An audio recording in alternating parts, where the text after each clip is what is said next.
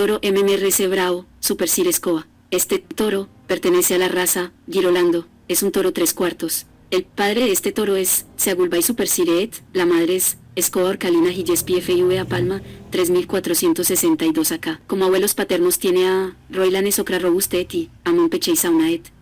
Como abuelos maternos tiene a Desu Gillespie y Orcalina FIV Palma, JRB 1315. La fecha de nacimiento fue el 28 de abril de 2015, el propietario es Roberto Lemos Moreira. Este toro transmite a su descendencia beta caseína 1 a 2. El ganado Girolando es una raza de ganado bovino originaria de Brasil. Esta raza se caracteriza principalmente por su alta producción lechera en climas tropicales, razón por la cual es criada por parte de ganaderos pertenecientes al sector lechero. Si quieres adquirir la genética de este toro, en la descripción del video te dejaremos los datos de contacto del distribuidor autorizado.